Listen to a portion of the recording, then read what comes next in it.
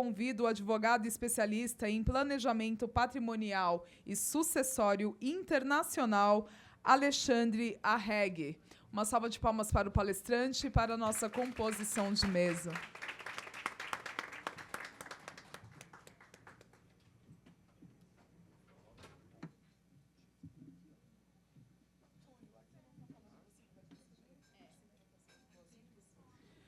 Vou passar a palavra nesse momento ao Dr. Túlio, que vai presidir a mesa. E, em seguida, passamos para o palestrante Alexandre. Uma ótima palestra a todas e a todos. Boa tarde a todos. Quero agradecer a presença aqui do professor Alexandre, que acho que é a pessoa que veio de mais longe aqui nesse congresso. Veio direto de Genebra, né? E uma das maiores autoridades aqui nesse assunto. E eu espero que todos aproveitem aqui, porque ele tem bastante conteúdo para dividir com a gente. E agora? Muito bem, pessoal. Prazer estar aqui. Pode ser. Estou com o microfone aqui, tá bom. Prazer estar aqui com vocês. Quero agradecer a OAB São Paulo, o grupo de trabalho de planejamento patrimonial e sucessório da OAB de São Paulo. É uma honra estar em São Paulo. Eu, que sou um gaúcho desgarrado, estar aqui representa muito para mim.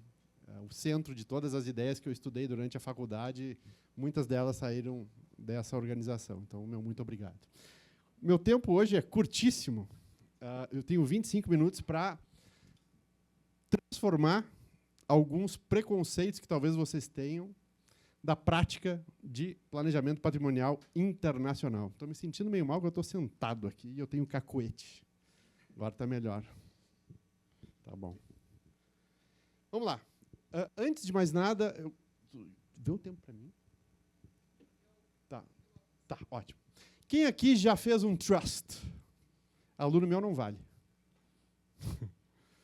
Quem? Pode levantar bem alto? Ótimo. Quem já fez uma offshore aqui? Uma empresa offshore? Nossa. Muito bem. Alguém aqui fez uma Delaware? Por que todo mundo faz Delaware? Flórida, perto. Por que todo mundo faz Delaware? Tá bom. E se a gente quiser sair dos Estados Unidos, que é o maior centro offshore do mundo? Quem faz BVI? Agora a gente começou a mexer um pouquinho. Cayman. Alguém aqui fez Vanuatu? Não? Maurício. Por que Maurício? Apareceu, muito bem. Mas eu começo com isso porque o brasileiro gosta de moda. E, às vezes, algumas jurisdições são moda e a gente começa a chamar uma Delaware de offshore. E todo mundo acha que offshore é Delaware. Ou BVI. Ou BVI. Mas não. Offshore é um universo todo de empresas que existem no exterior. A minha missão hoje aqui é trazer para vocês um pouco de prática, condensada em 25 minutos. Por isso, para aquecer os nossos corações, eu vos proponho de trabalhar essa estrutura. Alguém gostaria?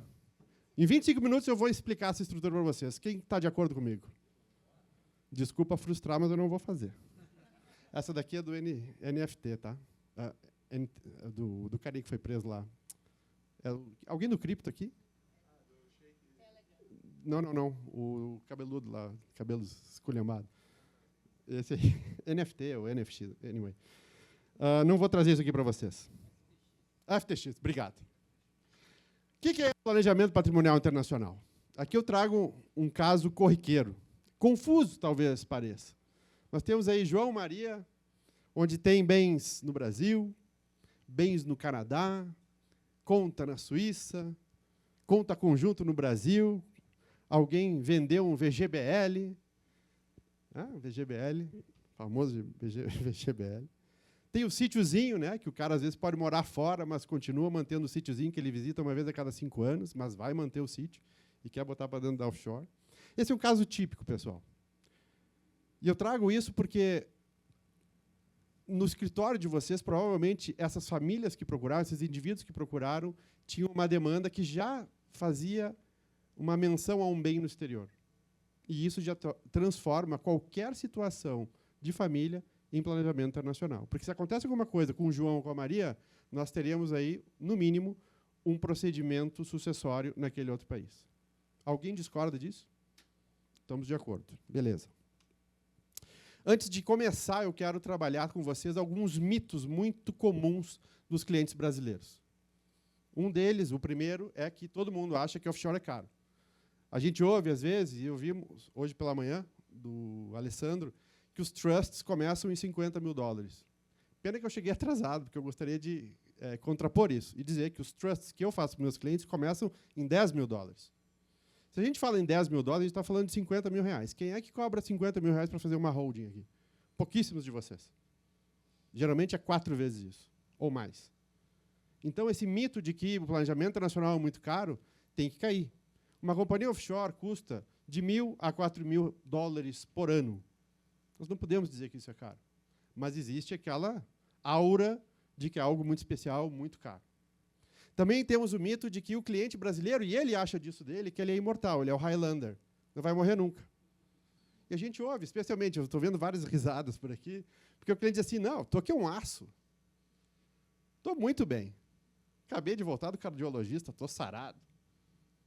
Só que, às vezes, isso se prova diferente.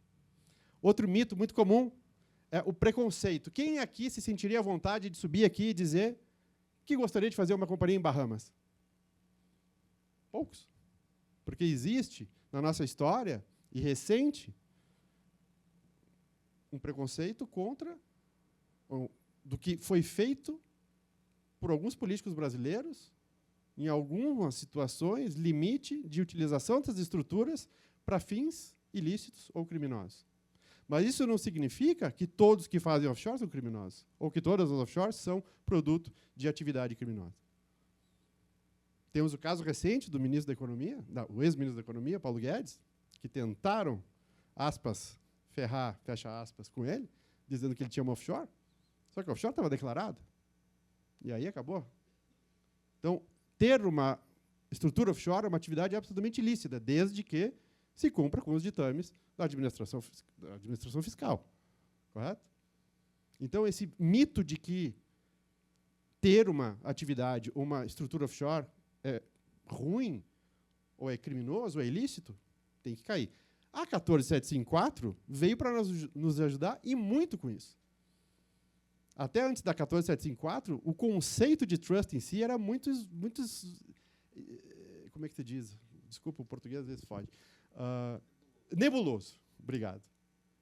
E aí, com a 14754, a gente começa a ter uma clareza sobre os conceitos do que é um trust. Embora a lei, e aí, data vênia, por mais que tenha boa intenção, existem coisas que eu discordo absolutamente do ponto de vista técnico do que é um trust e como funciona um trust.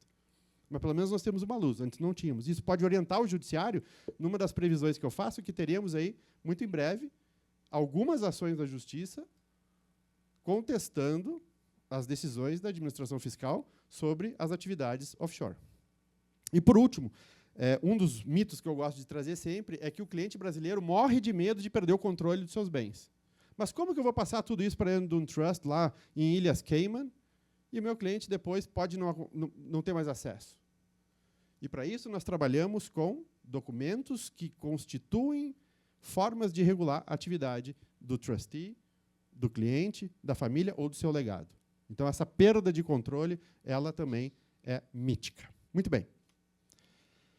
Gosto sempre de trazer essa questão dos mitos, porque as pessoas acabam deixando de atuar com planejamento internacional, porque as questões ligadas ao offshore podem trazer uma reputação que, às vezes, as pessoas erroneamente pensam ser duvidosa. Muito bem. Quais são as principais ferramentas que nós temos? Nós podemos, e geralmente, o que eu quero trazer para vocês é que, dentro do universo offshore, do universo internacional, nós podemos fazer diversas combinações. Não existe aquela que é melhor ou pior, a perfeita ou a não perfeita. Existe o melhor para o nosso cliente naquele momento.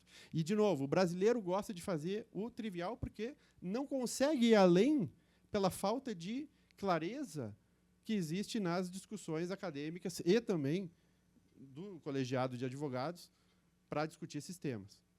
Então, por isso, eu fico muito feliz que vocês estejam aqui para que a gente possa estudar mais, que a gente possa conversar mais, que a gente possa trazer pontos de vista de quem trabalha com isso. Eu, para aqueles que não sabem, fui trustee durante muitos anos na Suíça.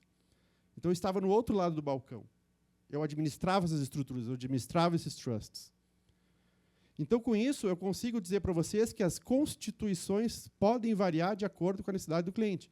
Às vezes o cliente vem para mim e diz assim, Alexandre, eu queria muito montar uma offshore. Ok, qual é o objetivo dessa offshore? Eu tenho uma conta de $50 mil. Eu digo para ele, olha, eu acho que $50 mil ter uma offshore não vai valer a pena, porque vai te custar aí uns 4 mil por ano. Em 10 anos aí, tu gastaste praticamente todo o teu capital. Então, a gente tem que adaptar. E essas adaptações, elas vão ser uma combinação de diferentes instrumentos. Às vezes, o cliente só precisa de um testamento, que nem o Alessandro falou hoje de manhã. Às vezes, a gente precisa de um trust com uma companhia embaixo, ou diversas companhias embaixo. Às vezes, a gente pode ter um trust com outros trusts embaixo, dependendo da variação. E essas composições, elas são infinitas. E o fato de fazermos uma composição dessas hoje não quer dizer que a gente não possa mudar amanhã. Que é outro fator muito importante. Quando a gente faz uma estrutura internacional, não quer dizer que a gente não possa mudar ela ou simplesmente terminar com ela. E as pessoas deixam de fazer por medo de que isso aconteça, levados por aquele mito da falta de controle. Muito bem. Estou indo rapidinho? Ótimo. Muito bem. Então vamos para a parte prática, pessoal. Eu quero assim que vocês tenham uma ideia. Isso daqui é o nosso microcosmo de análise. Eu vou trazer 2 microcosmos, da empresa offshore e do trust. O que nós temos aqui? Desculpa. Instituidores, tá? Aliás, diretores. Nós teremos os beneficial owners, né, os detentores finais da estrutura, que vão constituir uma empresa em outro país. O termo offshore pode ser internacional. Está além da nossa jurisdição. 90% dos brasileiros, quando pensam em offshore, pensam em vou ter uma companhia offshore com uma conta bancária no exterior em outro ativo para proteção ou para investimento. Isso é 90% dos nossos clientes. E essa conta pode ficar em jurisdição diferente daquela da empresa. Um erro que, às vezes, as pessoas têm é que as empresas offshore têm que ser no mesmo lugar da conta. Não. Posso ter uma empresa em Ilhas Cayman e uma conta na Suíça, a outra nos Estados Unidos, a outra na Inglaterra. Certo? Tudo bem até aqui? Tipos de bens que eu posso colocar numa empresa? Diversos tipos. E a gente vai ver por quê depois. Custos, tá? Para a gente tirar outro mito, que é dos custos. Quanto é que custa uma empresa offshore? No mercado, vocês vão encontrar de tudo. Vocês vão encontrar de 500 a 14, 15, 20 mil. Qual é o preço justo? Qual é o preço bom? Eu aconselho, por prática, e levando em consideração os anos que eu era trustee e vendia isso para os advogados aqui em São Paulo, inclusive alguns presentes, tá? Deve estar entre $1.000 e $4.000 por ano. Isso vai variar com o quê? A jurisdição, o tipo de prestador de serviço, o tipo de responsabilidade que vai haver do agente residente na jurisdição. Mas isso aqui é um preço razoável, pessoal. Acho difícil que haja uma empresa que custe mais ou menos que isso. Eu ficaria de olho aberto se visse alguma coisa diferente. Isso aqui, para ilustrar, é um certificado de incorporação. Isso quer dizer o quê? Que é o documento que vai ser levado ao registro na jurisdição para dar nascimento àquela companhia. Atrás desse certificado de incorporação, quem já viu um desses? Nossos offshorezeiros. Agora tem mais mãozinhas levantando. Tá vendo? Tá vendo como o mito é forte? As pessoas ficam acanhadas de dizer. Mas muito bem. Então, em resumo, o que nós temos, tá, que eu posso trazer para vocês com segurança, são esses elementos. Muito bem. O que eu acho importante vocês? Isso aqui é um passo a passo, tá? Eu fiz 2 passos a passos. Deixa eu ver se eu tenho tempo. Tem. Nossa Senhora. Tem 2 passos a passo de uma offshore, tá? Depois de um trust. Primeiro, definam os objetivos. O que você quer com aquela empresa? Aspecto sucessório, tributário, governança, ter o back-office de uma empresa, invoicing, guardar royalties, barco, aeronave. Isso é importantíssimo, porque não adianta a gente colocar uma empresa na Suíça para administrar o iate que está navegando pelo Mediterrâneo. O suíço não sabe de Mediterrâneo. A gente tem que ter em BVI, que tem marca, é uma ilha. Tem know-how. Vai saber como administrar uma tripulação, um seguro de barco, VAT. Ok? O país. Qual é o país, Alexandre? Gente, não vamos ser muito criativos nisso. Vamos usar o básico. BVI, Cayman, que vocês falaram mais? Panamá, oi? Delaware. Quem me conhece sabe que Estados Unidos, para mim, eu tenho tanto medo de Delaware quanto eu tenho medo de crocodilo na Flórida, tá?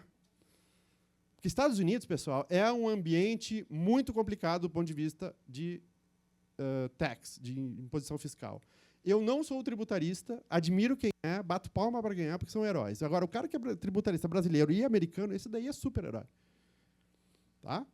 Então, assim, quando a gente fala em Delaware, eu já me crispo aqui atrás. Por que não fazer uma BVI? A não ser que haja uma razão específica, a gente volta na definição dos objetivos para ter uma empresa em Delaware. Okay? O cara comprou uma casa lá, pega a Delaware. Pega uma Florida Company. Tá? Muito bem. Então, escolheu o país, importante. Então, eu diria, fiquem com o básico. Fiquem com o básico. Querem jurisdição europeia? Malta, ótimo. Luxemburgo, ótimo. Mas qual é o problema? Caro. O brasileiro gosta de feira. Gosta de R$2, R$3. Tá? Muito bem. Prestadores de serviço. Quem é o prestador de serviço? É o abençoado que vai estar lá na ilha tratando dos documentos, do certificado de incorporação e todos os outros documentos para você. É o cara que você vai ligar e dizer assim, eu quero mudar tal coisa na minha companhia. Então, escolham bem os prestadores de serviço. Como é que eu faço para isso? Alexandre, quem é que tu indica? Eu não indico, porque se der problema, o culpado sou eu. O que vocês fazem? Vão lá no site do governo de BVI, bvi.org, ou bvi.bvi, e vejam os prestadores de serviço e agentes residentes. Ou, se vocês quiserem, perguntem para quem já trabalhou se eles gostam do prestador de serviço. O Brasil tem prestadores de serviço de empresas offshore. Algumas muito boas, algumas mais ou menos, e algumas que eu não quero nem falar. Tá? Mas a gente tem esse material, essas pessoas aqui que podem fazer isso. Muito bem. Documentos básicos para abrir uma empresa offshore. Depende da complexidade, mas o mínimo que você vai ter que ter é carteira de identidade, cópia do imposto de renda e também, e aí pode às vezes complicar, comprovante de residência. É uma conta de luz, mas as criaturas não querem dar conta de luz porque não querem que você veja quanto é aquele gás de luz. Tá? Dão a cópia do imposto de renda, mas não dão a cópia do imposto. Isso acontece. As bizarrices do PPI, né? Então, outro fator importantíssimo, KYC, né? Nossa Senhora. Know your client. Conheça o seu cliente. Isso quer dizer o quê? Que você vai ter que falar para o agente residente ou para o trustee tudo que aquele seu cliente fez e constituiu como patrimônio. O cara fala, eu tenho 25 milhões de dólares na conta. Ok, como é que você montou esse patrimônio de 25 milhões? Eu ganhei de uma tia. O que fazia a tia? Não sei, ganhou do seu tio. E aí por diante. Então, se você não tiver a fonte de onde, para construir o source of wealth, a origem dos fundos, você dificilmente vai conseguir abrir essa empresa ou esse trust. Você precisa ter esse histórico do cliente corroborado. Tá? Não adianta dizer que herdou da tia. Tem que saber quem é a tia, do que a tia morreu, como é que a tia fez. Tá? Muito bem. Você vai ter que definir o tipo de empresa. Falar de offshore não quer dizer que existe uma offshore. Não é que nem geladeira. Existem diferentes tipos de geladeira. Não é que nem Gillette. Existem diferentes tipos de Gillette. É lâmina de barbear. Gillette é uma marca. Offshore, existem vários tipos de offshore. Existem as famosas... No Brasil, eu adoro falar da PIC, porque é fácil de dizer, né? PIC. Private Investment Company. Mas existem outros tipos de empresas offshore. Existem empresas offshore com a famosa e famigerada, que eu também desgosto, outra hora eu posso explicar para vocês por quê, as joint tenancies. E por que o brasileiro gosta da joint tenancy? Porque é barato. O brasileiro gosta de coisa barata. E eu não estou falando mal do brasileiro, porque brasileiro sou. Porque, às vezes, o cara prefere pagar 4.500 por uma joint tenancy, correr o risco de ter aquele patrimônio todo que está em condomínio, do que pagar um trust que custa 10 mil, que não tem como confundir patrimônio de um com o outro. Muito bem. Quais os tipos de bens vão ser detidos pela sua estrutura? Como eu falei, se você vai deter um barco, o tipo de estrutura, a jurisdição e o prestador de serviço vão ser diferentes de quem quer ter uma PIC, com investimentos no Charles Schwab ou no Interactive Brokers. Não é mesmo, doutora Karina? E aí decidir, por fim, quem vão ser os diretores. E aí esse outro problema do Brasil. O marido gosta de ser o diretor e não dizer nada para a mulher. Aí o marido tem um ataque cardíaco aos 45 e morre e a mulher fica sem saber onde é que está a companhia, quem era o diretor da companhia e quem fica com a detenção da conta. E aí tem que pagar os custos de vida e não consegue porque o marido não quis botar ela como diretora também por $250 por ano. Sim, vocês acham que isso é bizarro, mas isso é uma das práticas mais comuns de clientes brasileiros, por $250. E depois, por fim, você vai operar a contribuição dos bens para dentro da empresa. Muito bem, passamos para o trust. Tá express isso daqui hoje. Nossa. Muito bem. Quem aqui sabe que é um trustee? Quem levantou baixinho está tímido e esse... Ah! Não, vocês não vão, vocês são meus alunos. Quem não é meu aluno sabe que é um trustee aqui. O que é um trustee? Fala para mim. Curador. É o curador, pessoal? É e não é. Muito bem. Por que é difícil dizer o que é um trustee? Porque o trust é um instrumento de direito inglês, de common law. É a mesma coisa que nós, civilistas, que aprendemos a pirâmide de Kelsen com a torneirinha das leis, etc., dizermos que entendemos jurisprudence. Jurisprudence não é jurisprudência. Jurisprudência em inglês é case law. Mas nós tentamos dizer que jurisprudência é jurisprudência. Por quê? Porque nós não somos advogados de common law.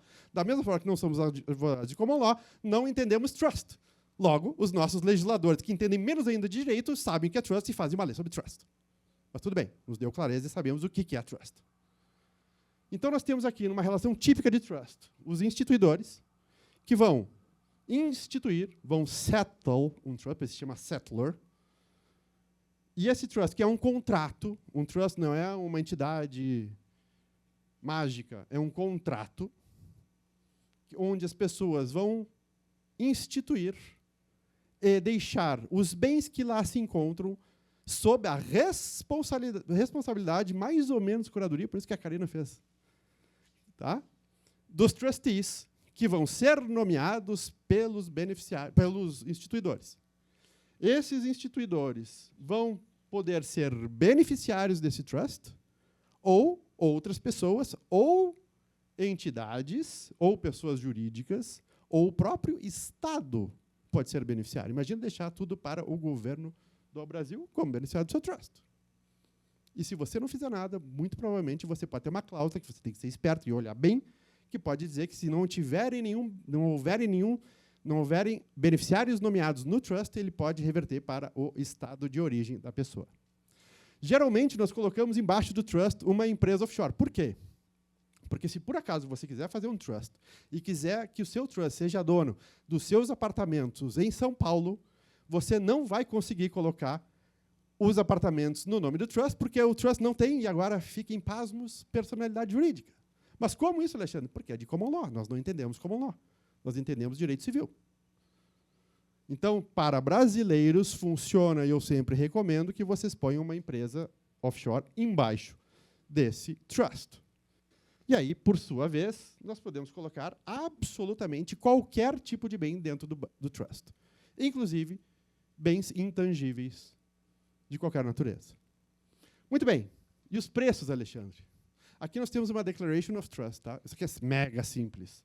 Isso aqui é uma coisa bem americana. Tá? Isso aqui jamais passaria por mim, jamais recomendaria para um cliente meu. Mas é um tipo de documento constitutivo de um Trust Express que existe nos Estados Unidos. O americano já nasce sabendo que é Trust. Nós morremos sem saber. Tá bom. Preço de Trust. Começa em $10 mil por ano. E agora vocês hão de concordar comigo que não é caro. A instituição de um trust, mais ou menos uma anuidade. Pode ser um pouco mais. Os trusts que eu faço para os meus clientes hoje em dia custam de instituição 10 mil e manutenção anual 12 mil. A instituição é uma única vez, tá? E não é pago para mim, é pago para o trustee. E isso eu deixo bem claro para o cliente no momento da proposta. Você vai pagar direto para ele. Nossa Senhora. E aí, geralmente, nós temos, então, o custo do trust mais o custo da offshore.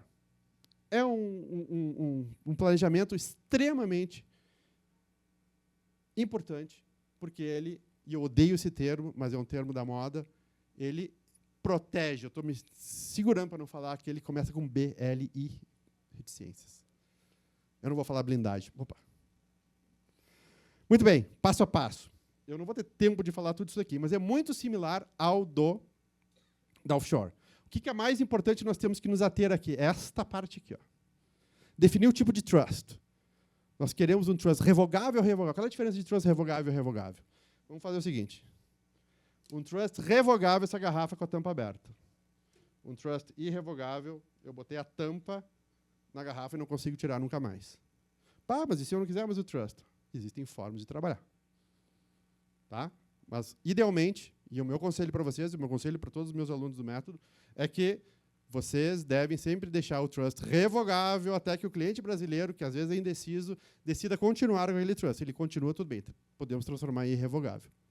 Porque se transformar em irrevogável e ele quiser desfazer esse trust, ele vai ter que distribuir.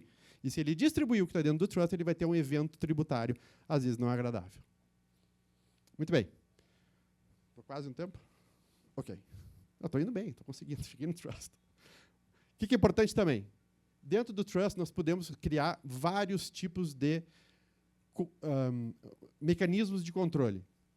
Então, se nós quisermos deixar um tipo de regra para os meus bisnetos que ainda não nasceram, eu posso, através do trust, coisa que eu não consigo com quase nenhum instrumento jurídico no Brasil.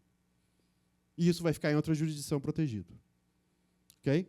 E isso pode ser mudado várias vezes através de um documentinho muito famoso hoje em dia, que é a famosa Carta de Desejos ou Letter of Wishes. Esse documento pode ser trocado quantas vezes quiser. E vai dar orientação para os trustees poderem trabalhar com os desejos dos instituidores. Rapidamente. Nossa senhora, não vai dar. Tá. Então, aqui, o que eu quero dizer para vocês, pessoal? O submundo, o dark web do PPI, tá?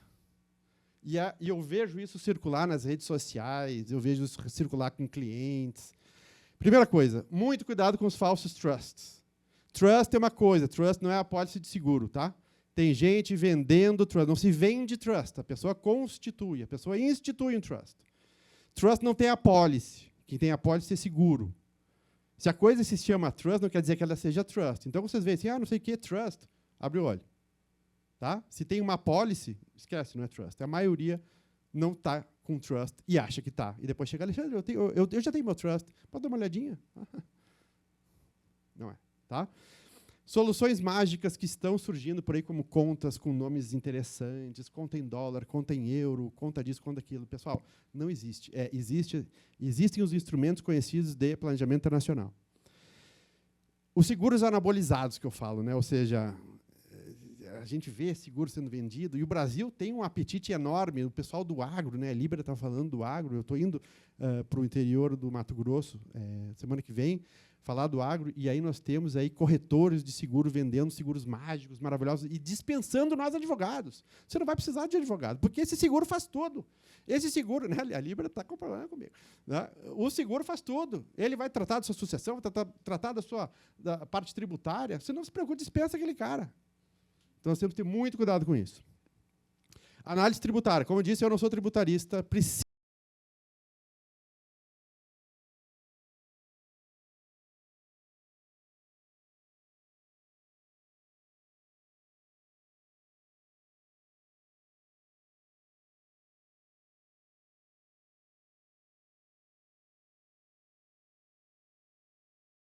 Bom você ter um contato, acompanhar aquelas pessoas que estão lá trabalhando com os aspectos tributários. Ótimo. Jurisdições exóticas. Eu falei o nome de uma, Vanuatu. Depois dão um Google e vejam onde é que fica Vanuatu e vejam que tem brasileiros que fazem empresas em Vanuatu. Tá? Essas coisas, essas ilhotas mais esquisitas no Caribe, tirando as clássicas, né, também muito cuidado. Alguns lugares nos Estados Unidos, né, temos Wyoming. Né, vocês já viram a placa de Wyoming? É um cowboy, tipo John Wayne, entendeu? Então, imagina tu botar o teu trust em Wyoming. É bom? Não sei, mas também não quero testar. Beleza. Não compre gato por lebre. Muito bem. Cheguei? Bom, o que eu quero dizer para vocês? Aqui estão os meus contatos, meu LinkedIn, meu Instagram, meu YouTube. E, para aqueles que ficaram aqui até agora, estão querendo me matar, dizendo que me meti na palestra desse cara, eu vou deixar um presente para vocês, que é o meu guia dos 20 passos para montar uma offshore. Então, vocês, preenchendo esse formulário, vocês vão ter acesso aos 20 passos para como constituir uma offshore e também a apresentação de hoje. Consegui cumprir meu tempo. Temos tempo para uma pergunta ou não? Não. Então, agradeço mais uma vez a todos que compuseram a mesa, a todos vocês pela atenção e ao OAB São Paulo. Muito obrigado.